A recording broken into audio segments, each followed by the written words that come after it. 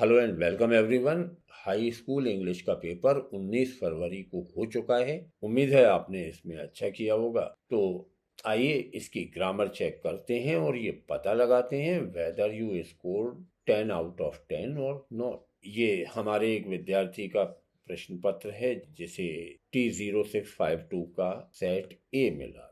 Section A में 5-5 number के 2 unseen passage थे। अगर आप इसके सॉल्यूशन चाहते हैं तो कमेंट बॉक्स में क्लिक करें, हम इसे सेपरेटली तैयार कर देंगे। अभी हम बात करना चाहते हैं सेक्शन सी ग्रामर पर और ये पता लगाते हैं कि whether you score 10 out of 10 और नॉट। सेक्शन सी ग्रामर के क्वेश्चन नंबर 7 में फिल इन द ब्लैंक्स थे, एनी 5 सॉल्व करना थे और कुल 7 पेपर में दिए गए थे। The first was your father is seriously ill, पिताजी गंभीर बीमार हैं।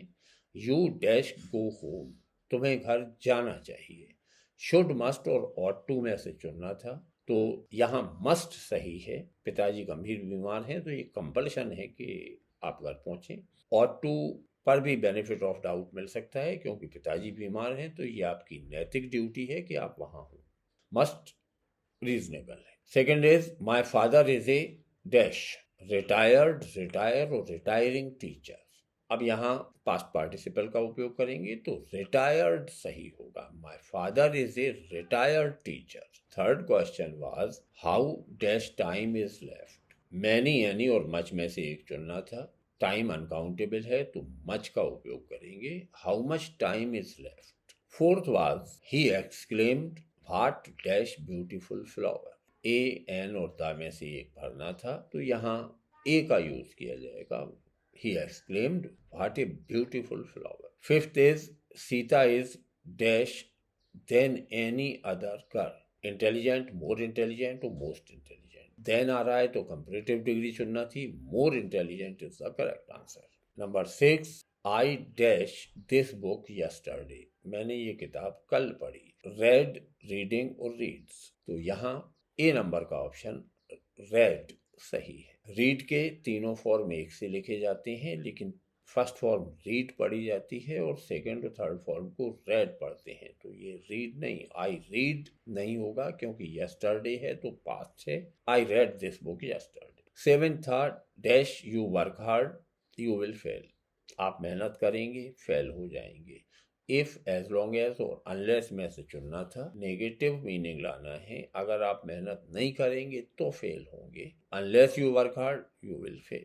आठवां क्वेश्चन डू एज डायरेक्टेड का होता है। यहाँ भी 5 करना थे, 7 दिए गए थे, एक एक नंबर के 5। And first was Lencho wrote a letter to God. Lencho ने ईश्वर को पत्र लिखा। Lencho was a peasant, Lencho एक किसान था। निर्देश था combine the pair of sentences using who का उपयोग करके लिखेंगे। तो फर्स्ट सेंटेंस से लिखेंगे लेंको, हु कंजक्शन लगेगा। सेकंड सेंटेंस से लिखा जाएगा was a peasant. Lencho who was a peasant wrote a letter to God. Second is my sister is very intelligent, she can solve any problem. Combine the pair of sentences using so that. इन दोनों को so that का प्रयोग करके जोड़ना था। तो my sister is so intelligent that she can solve any problem. Third sentence था ही नोज मी और change the sentence into passive voice. तो ही नोज मी का पैसिव बनेगा I am known to him, by him नहीं, I am known to him. Fourth, noise the classroom making a girls in were some. Rearrange these words and make a sentence. Rearrange करके बनाना था। सबसे पहले सम, फिर girls were making a noise in the classroom. Some girls were making a noise in the classroom. Fifth है we are living in this city since 2005. Correct the sentence and rewrite. इसे सही करना था, चूंकि since दिया हुआ है तो tense present perfect continuous. तो we have been living in this city since 2005. Sixth है I do exercise regularly. Make an interrogative sentence. Interrogative बनाना है, ये बनेगा do I do exercise regularly.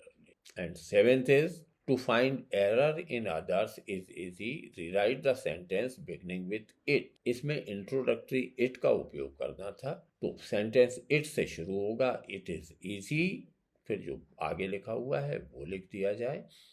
It is easy to find errors in others. तो उम्मीद है आपका score 10 में से 10 रहा होगा. Best of luck for coming papers. Like and share this information with your friends and relatives. Thank you for joining me.